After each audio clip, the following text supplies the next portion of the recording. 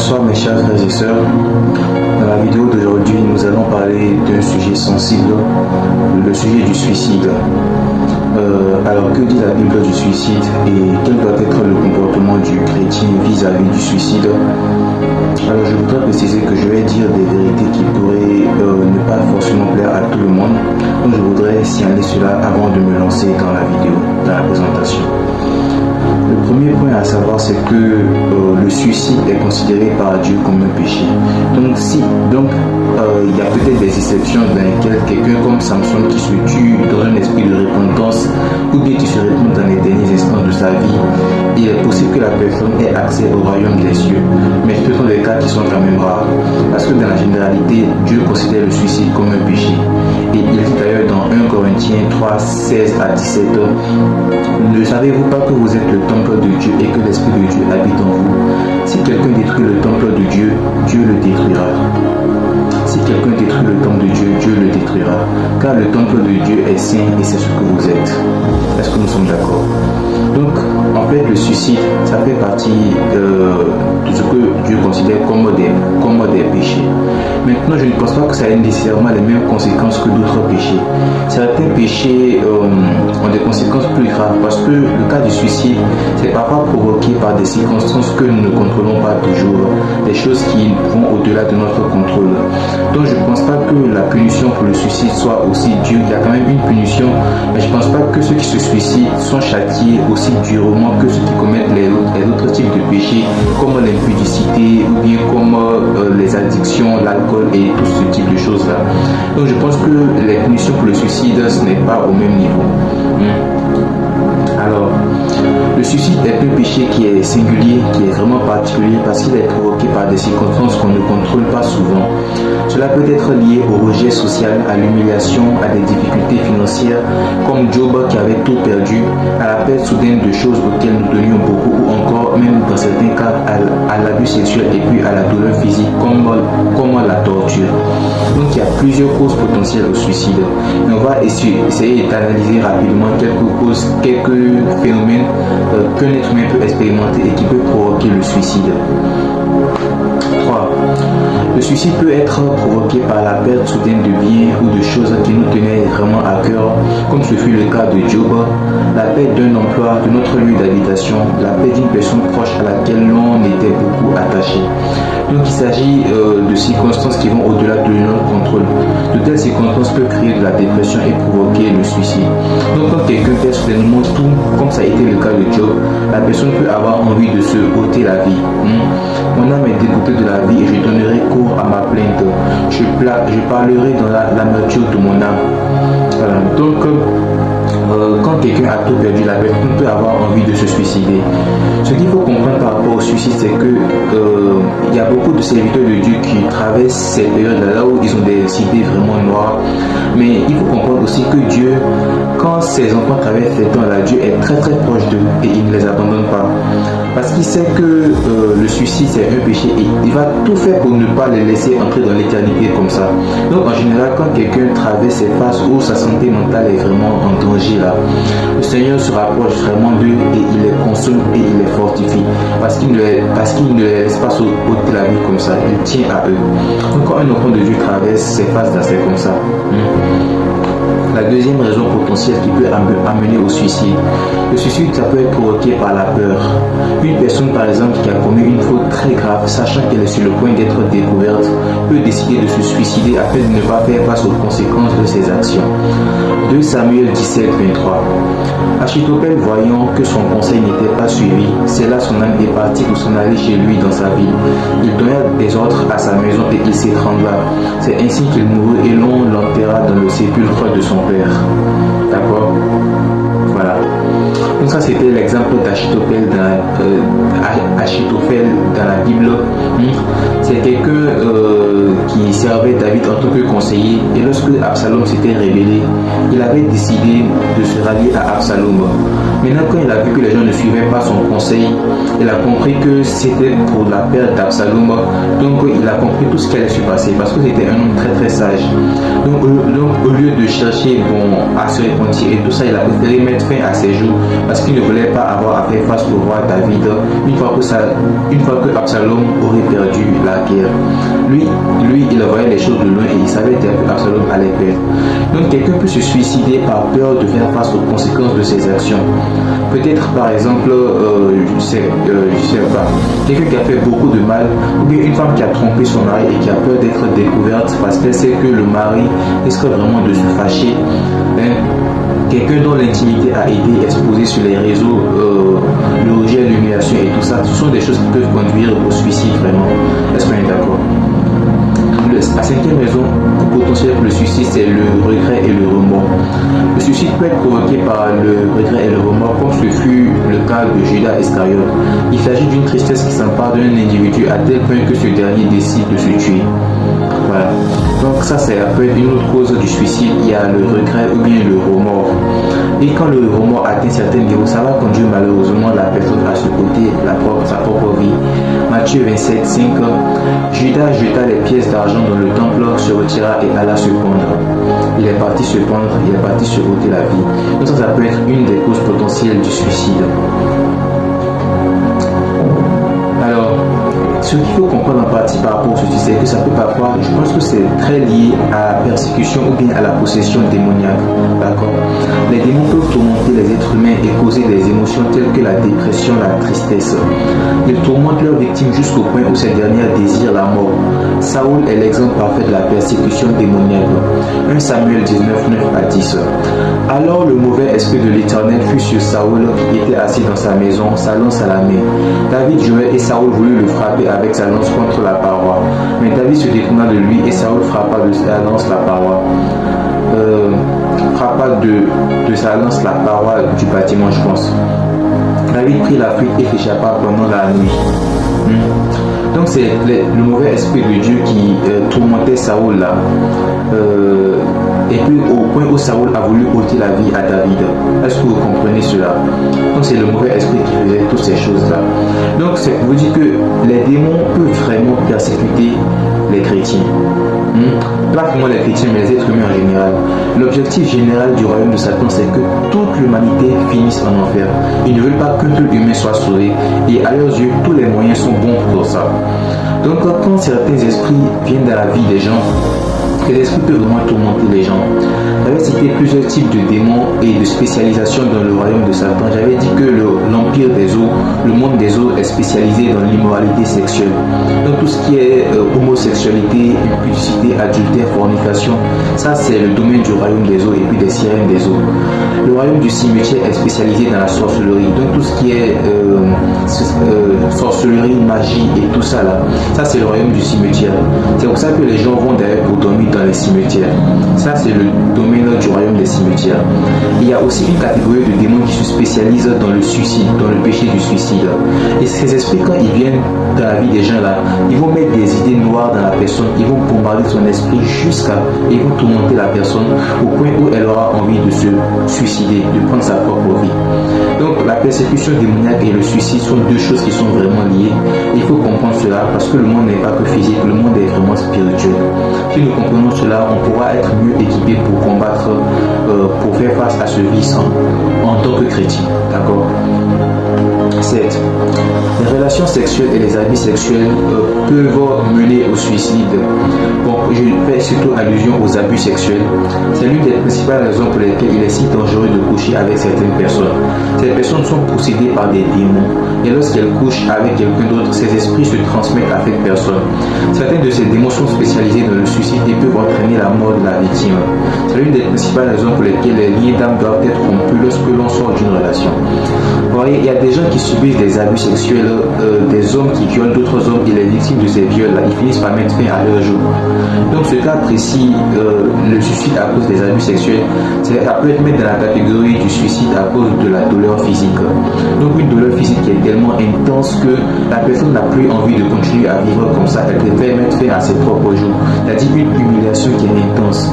Donc la personne n'a pas envie de continuer à endurer ça, elle choisit simplement de se suicider. Il y a des histoires comme ça sur internet. Des femmes mariées qui sont violées tellement régulièrement qu'elles choisissent simplement de se suicider parce qu'elles ne peuvent plus supporter ça. Donc, les relations sexuelles, là, quand quelqu'un couche avec une autre personne, ça crée des ponts par lesquels des esprits sont transmis et sont échangés entre les deux personnes. Et quand ces esprits-là ont accès au corps de la victime, elles peuvent lui mettre des idées noires dans la tête et la pousser au point où elle se ôte sa propre vie. Est-ce qu'on comprend cela? Voilà. Alors maintenant, quelle solution envisager par rapport au suicide? Pour mieux le combattre, et quand on est chrétien, comment arriver à vaincre les idées suicidaires? Donc, le premier conseil que je vais vous donner, lorsque vous traversez une phase de votre vie où vous avez des pensées suicidaires, je vous conseille de faire très attention au type de musique que vous écoutez. La musique n'est pas seulement physique, elle a un côté spirituel. C'est pour cela que certains groupes de sorciers chantent des chants à certaines fréquences dans leur rituel. La musique chrétienne étant couverte par l'Esprit de Dieu, elle répugne les démons. Donc les démons sont vraiment dégoûtés par les musiques chrétiennes, par les chants d'adoration et puis de louange surtout. C'est pour cela que lorsque David jouait de la harpe, le mauvais esprit qui tourmentait Saül se calmait et le laissait tranquille. Durant la saison de délivrance, ou bien durant une saison dans laquelle un chrétien traverse des idées suicidaires, n'écoutez que la musique chrétienne. Ça, c'est le premier conseil vraiment que je vais vous donner. Soyez vraiment strict avec ce côté-là. Je déconseille même le rap chrétien, parce que ça n'édifie pas forcément, ça n'aide pas forcément à entrer dans l'intimité, dans la présence de Dieu.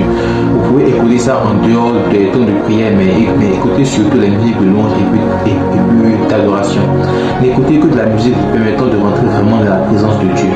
Donc il y a des exemples que j'ai donnés. Il y a les chants de Hillsong Worship Season, il y a 20 nouveaux, il y a quel beau nom, je pense. Il y a 10 000 raisons, Man of Sorrows, de grâce en grâce, So We Like quand tu parles. Voilà. Donc il y a des chansons comme ça. Et il faut comprendre, la musique a un côté vraiment spirituel. 1 Samuel 16, 21 à 23. David arriva auprès de Saül et se présenta devant lui. Il plut à Saül et il fut désiré pour porter ses armes. Saül fit dire à Isaïe, je te prie de laisser David à mon service, car il a trouvé grâce à mes yeux. Et lorsque l'Esprit de Dieu était sur Saül, David prenait la harpe et jouait de sa main, et Saül respirait alors plus à l'aise et se trouvait soulagé, et le mauvais esprit se retirait de lui. Est-ce qu'on comprend cela? Voilà. Donc c'est pour dire que, imagine, comment se fait-il que David, quand il loue Dieu et puis il chante à Dieu, les esprits qui tourmentent Saül commencent à se calmer et puis à vraiment s'affaiblir. Parce que la musique a un côté spirituel. Les chansons mondaines que tu écoutes là, avec tout le temps des paroles bizarres, des femmes nues, des chansons de tristesse, tout ça, ça te met des idées noires parce que ça attire certains esprits à toi. Ça attire certains types de démons dans ta vie. Donc il faut faire vraiment très attention au type de chansons que tu écoutes. Quand tu traverses des phases comme ça, je te dis c'est mieux que tu te concentres sur vraiment les musiques de louange et puis d'adoration, les musiques qui amènent l'Esprit de Dieu dans ta vie. Parce que quand tu mets la louange et puis l'adoration, automatiquement ça les répugne, ça les dégoûte. Donc ils se retrouvent affaiblis. Donc fais vraiment attention au type de chansons que tu écoutes. Est-ce qu'on est d'accord? Si vous avez des pensées suicidaires à cause d'un acte que vous avez commis et que vous craignez d'en subir les conséquences, voici une prière que vous pouvez prier. Seigneur Jésus-Christ, je te demande pardon pour tous les péchés que j'ai commis contre toi, contre mon prochain et contre moi-même. Je veux déposer mon fardeau au pied de ta croix aujourd'hui. Je suis dans une situation critique et je suis terrifié par les choses auxquelles je pourrais bientôt être confronté. Cette situation est hors de mon contrôle et je ne peux compter que sur toi, mon Père Céleste. Seigneur, je t'en prie, j'invoque ton nom pour que tu imposes les mains sur les personnes que j'ai offensées et que tu apaises leur cœur. Tu ne me fasses pas de mal dans leur colère. Je connais mon cœur et tu sais que je regrette sincèrement ce que j'ai fait. Seigneur mon Dieu, pardonne-moi et protège ma vie au nom de Jésus et par le sang de Jésus-Christ. Que tes mains puissantes apaisent le cœur des personnes que j'ai blessées ou offensées et que ce problème soit scellé sous ton contrôle et ta puissance seule au nom de Jésus-Christ. Je te prie aussi de me fortifier et de me protéger. Donc, donne-moi la force nécessaire pour affronter les conséquences de mes actes et fortifie-moi comme tu le fais pour tes serviteurs, comme tu l'as fait pour tes serviteurs dans la Bible. Surtout apprends-moi à apprendre de mes erreurs et change mon cœur. Renouvelle un esprit purement afin que je ne répète plus les mêmes erreurs. Donc quand vous êtes en train de traverser ces phases-là par rapport à la peur, vous avez peur de faire face à vos actions, il y a 3 points de prière que je vous encourage à utiliser souvent dans vos prières. Premier point, vous pouvez demander à Dieu simplement d'apaiser le cœur de la personne. Donc quand tu fais cette prière, tu vas voir que quelqu'un qui normalement en découvrant la faute va se fâcher contre toi. En fait, la personne va faire preuve d'un calme qui va te surprendre toi-même.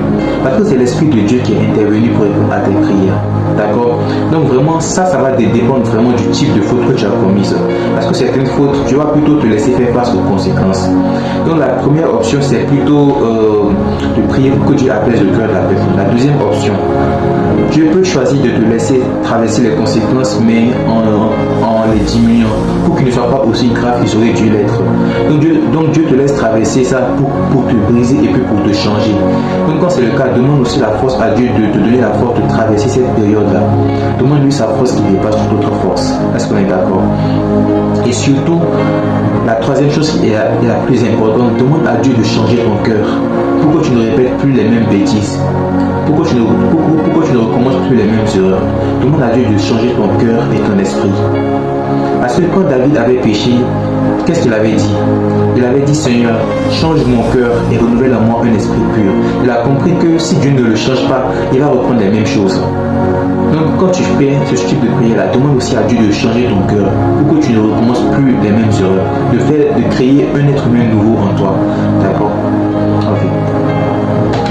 Alors lorsque vos pensées sont liées à la perte soudaine de l'ensemble de vos biens ou à des circonstances que vous ne contrôlez pas, n'oubliez pas de rester dans la prière. L'Éternel a promis de pouvoir à vos besoins. Prenez le soin de lui rappeler cela dans la prière. Dans ce cas de figure, il est aussi important d'être travailleur afin de saisir les opportunités que le Seigneur veut vous donner. Si vous n'êtes pas en état de travailler, demandez la paix de Dieu dans votre faiblesse afin qu'il vous fortifie en pourvoyant pour vous. D'accord? Donc si vraiment ce que tu traverses comme idée suicidaire, c'est lié à ta situation économique et puis financière, tu as du mal à joindre les deux bouts, tu as du mal à faire toutes ces choses-là, demande à Dieu d'amener sa provision pour ta vie. Tu comprends cela? Et demande-lui de te fortifier.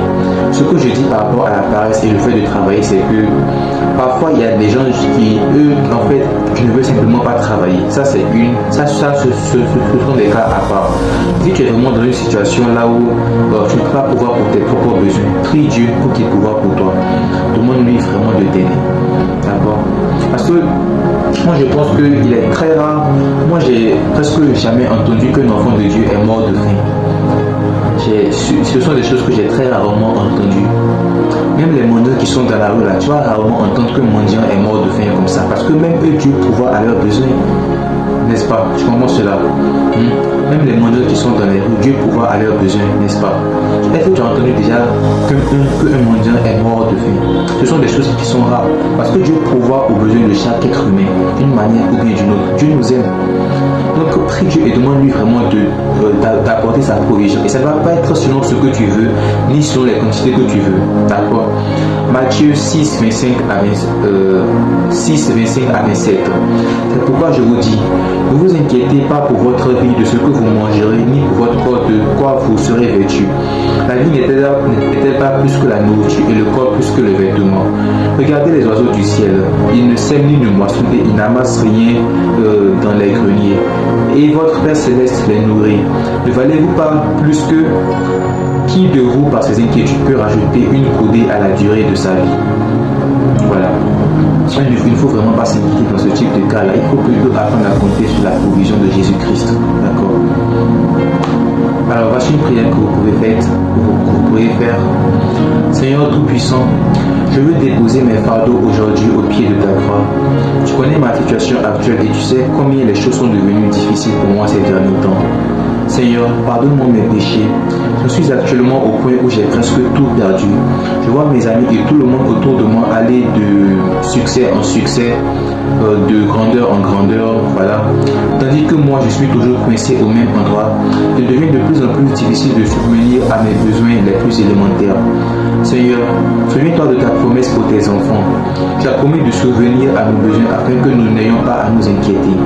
Aide-moi, Père, et pouvoir à mes besoins comme tu as pourvu à ceux de ton serviteur Élie dans le désert. Apprends-moi à être être reconnaissant, je pense.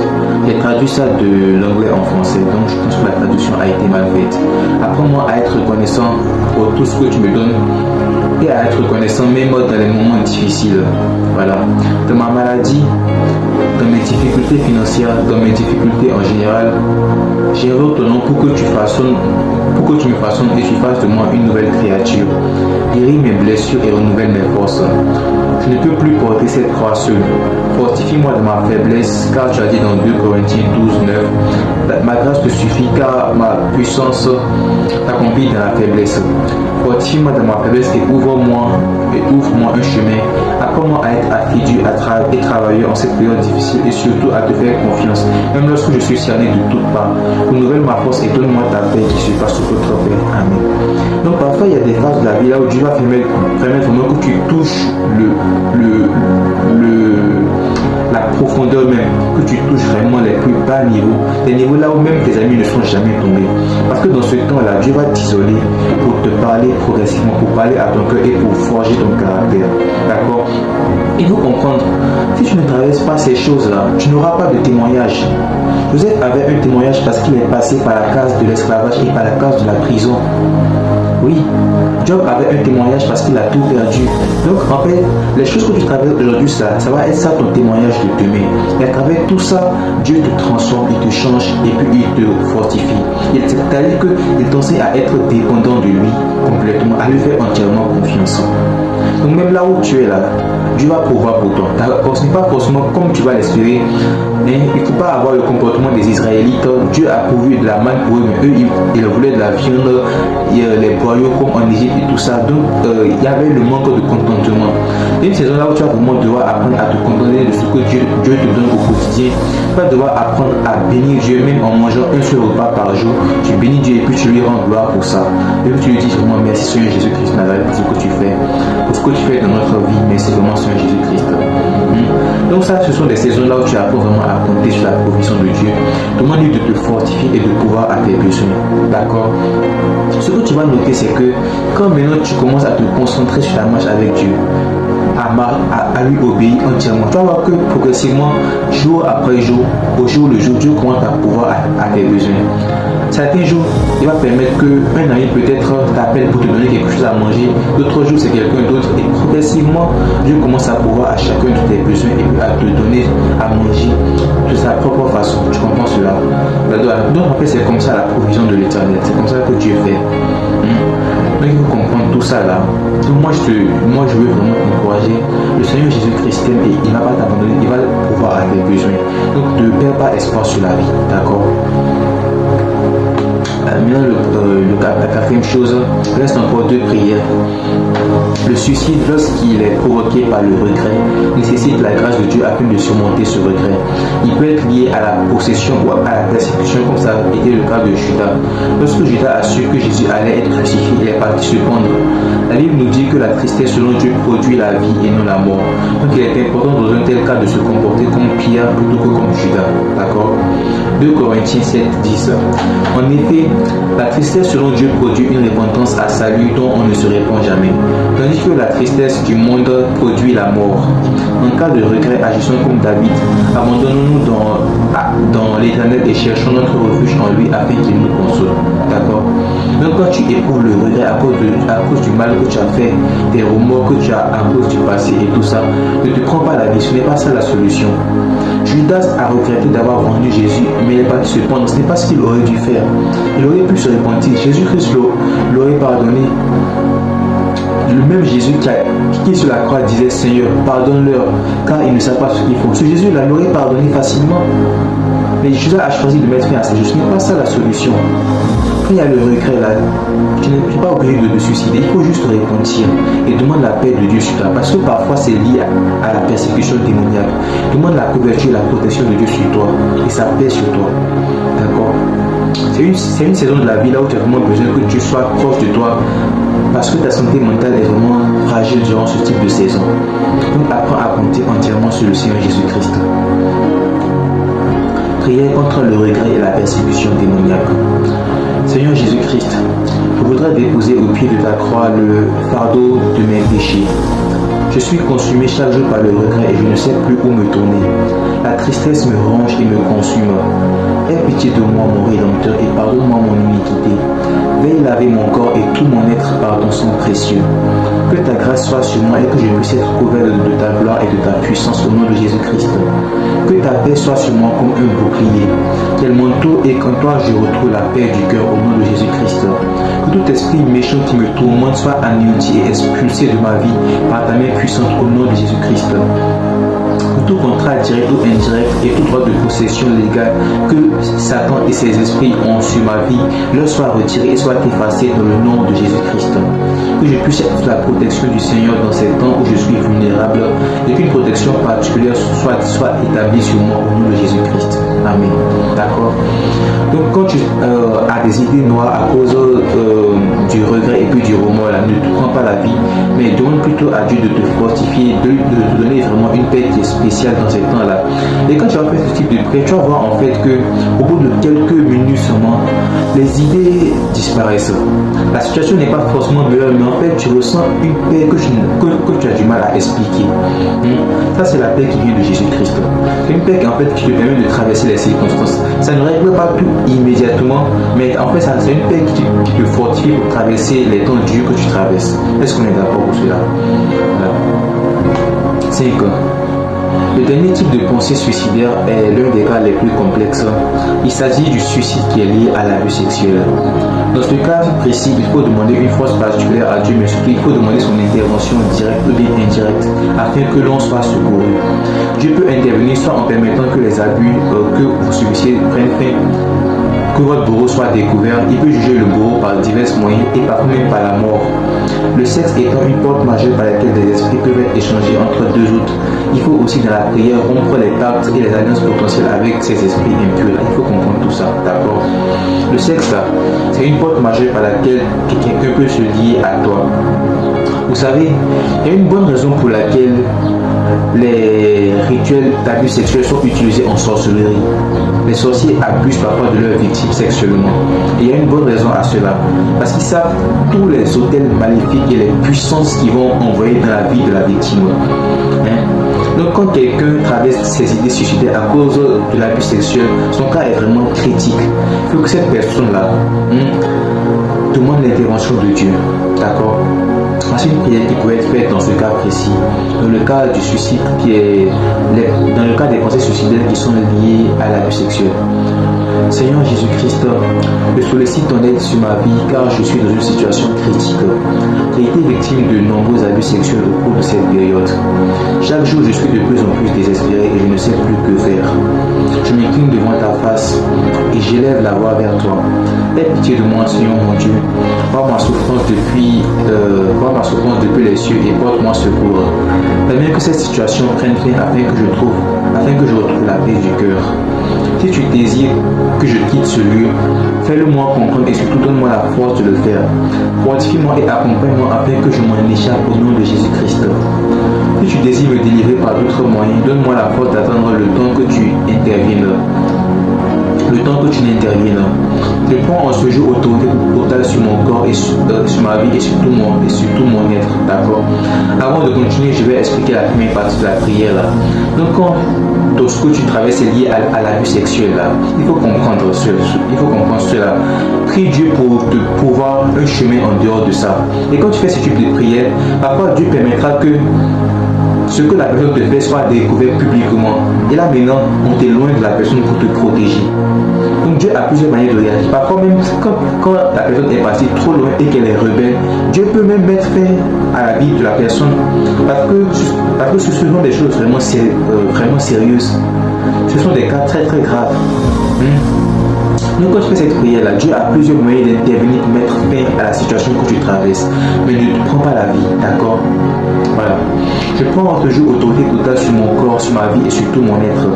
Je ne connais point les démons ni les entités maléfiques que j'ai pu hériter à travers ces abus et cette violence que j'ai subie. Je ne connais point leur puissance ni leur rang. Mais je sais qu'en toi j'ai le pouvoir de marcher sur les serpents, sur les scorpions, sur toute la puissance de l'ennemi. Je déclare que sur la base de cette promesse, que ton feu et ta puissance descendent sur moi depuis les cieux, et que chaque esprit impur auquel je suis lié, soit anéanti par ta puissance et soit détruit au nom de Jésus-Christ. Qu'il soit consumé par ton feu céleste et expulsé de mon corps et de ma vie au nom de Jésus-Christ. D'accord? Que toute influence négative qu'ils ont eue sur ma vie par la dépression, la tristesse et le désespoir soit effacée au nom de Jésus-Christ. Je déclare que chaque contrat spirituel et chaque pacte par lequel je suis lié à travers ce contrat spirituel soit effacé et annulé au nom de Jésus-Christ. Voilà. Car tout ce que je délierai sur la terre sera délié dans les cieux. Que ta paix, Seigneur Jésus, soit sur moi et que ta puissance me recouvre dans cette saison difficile de ma vie au nom de Jésus-Christ. Il faut comprendre quand quelqu'un couche avec toi, que ce soit par la force ou bien par la douceur. Il y a des hôtels, la personne se lie à toi, mais quand c'est surtout par la force, ça attire des démons encore plus puissants. C'est pour ça que certains sorciers, au lieu de coucher avec leurs victimes, ils vont préférer les violer. Parce que plus le péché est abominable, plus le démon qui est attiré est puissant. Donc quand les esprits viennent et puis ils ont accès à ton corps là, ils vont commencer à te tourmenter, à tourmenter ton esprit jusqu'à... Tu comprends cela? Donc quand tu es dans cette situation là, il faut prier à Dieu, il faut dire à Dieu que chaque esprit qui a eu accès à ton corps soit brûlé par le feu de Dieu, soit expulsé dans le nom de Jésus-Christ. Il faut détruire les hôtels, il faut tout écraser par la puissance de Jésus-Christ Nazareth. Tu comprends ça? Ne laisse pas le temps de s'installer en toi. D'accord? Et tous les contrats, et en plus de les expulser, il faut dire à Dieu chaque contrat légal et chaque droit de possession qu'ils ont sur ta vie, que ça leur soit retiré au nom de Jésus-Christ. Donc il y a aussi l'aspect légal des choses. Il faut dire à Dieu Seigneur que tous les contrats légaux par lesquels ils ont un droit de possession sur ta vie soient effacés et qu'ils soient expulsés de ton corps et de ta vie au nom de Jésus-Christ. D'accord? Voilà. Demande la paix de Dieu et demande-lui sa force. Quand tu pries par rapport à ce type de situation-là, Dieu a plusieurs façons d'intervenir, mais le côté spirituel est vraiment très important. Les alliances que tu as créées spirituellement avec cette personne qui t'a violé là, il faut briser les alliances là dans le nom de Jésus-Christ. Et les esprits que tu as hérités de là, il faut expulser toutes ces entités de ton corps, d'accord, par la puissance de Jésus-Christ. Voilà. Je pense que c'est tout pour la vidéo d'aujourd'hui. Je vais vous donner un verset. Si vous êtes dans des temps vraiment difficiles, vous comprenez que Dieu est à vos côtés et il ne vous a pas abandonné. Il est toujours là et il vous écoute. Le Seigneur Jésus-Christ vous aime. D'accord? Ce que tu traverses aujourd'hui comme douleur, ça va être ça ton témoignage demain. Il ne faut jamais oublier ça. Ça va être ça ton témoignage de demain. Donc ne te prends pas la vie. Ne donne pas cette joie à Satan. Là. Satan te déteste. Quand tu te prends la vie, c'est un peu comme si tu lui as fait un cadeau. Tu lui as fait un cadeau gratuitement comme ça. D'accord? Donc ne te prends pas la vie s'il te plaît, parce que le Seigneur Jésus-Christ t'aime. Jérémie 29, 11. Car je connais les projets que j'ai formés sur vous, dit l'Éternel, projets de paix et non de malheur, afin de vous donner un avenir et de l'espérance. Dieu a des projets pour toi. Ce que tu traverses aujourd'hui, ça va être ça ton témoignage de demain. Et ça va être ça qui va te fortifier, qui va te rendre plus fort dans le Seigneur. D'accord? Donc ne te prends pas la vie s'il te plaît, ça ne vaut pas la peine. Jésus-Christ t'aime vraiment, il est attaché à toi. D'accord? Soyez bénis et merci d'avoir écouté. Que Dieu vous bénisse vraiment. Au nom de Jésus-Christ. Amen.